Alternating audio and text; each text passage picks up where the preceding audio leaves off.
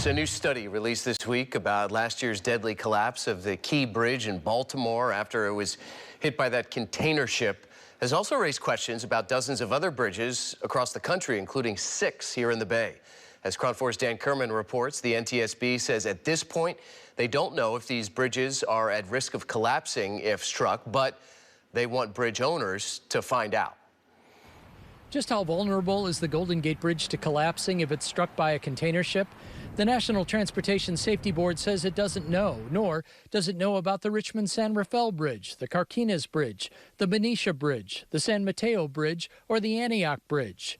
They're among 68 bridges the NTSB recommends conduct a vulnerability assessment to determine if the probability of collapse is above the accepted threshold. What we are telling bridge owners is that they need to know the risk and determine what actions they need to take to ensure safety.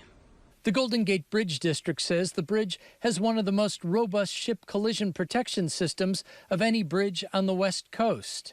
Nevertheless, in the wake of the Key Bridge collapse, earlier this year, the folks here at the Golden Gate Bridge hired a consultant to take a look at the structural capacity of the South Tower's fender system in the event of a ship collision. That study is not yet complete. In the meantime, a study is also underway on the Bay Area's 5 state-owned bridges that appear on the list. This may lead to some changes both in the physical infrastructure. Maybe we retrofit the fender systems at more bridges around the bay.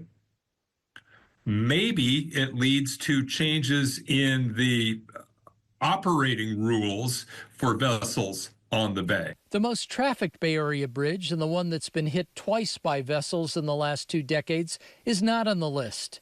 The NTSB says the San Francisco-Oakland Bay Bridge is among 4 in the nation that had performed a recent vulnerability assessment or were either implementing a plan to reduce their bridge's vulnerability or would be doing so in the near future. Officials say a $100 million upgrade to the Bay Bridge is set to begin in the next fiscal year, which starts this July. This will include the addition of new rubber fenders that will absorb more energy, deflect more energy, so that will better protect not only the bridge, but better protect ships that are in the bay. No date has been specified as to when that upgrade is due to be completed. Dan Kerman, KRON 4 News.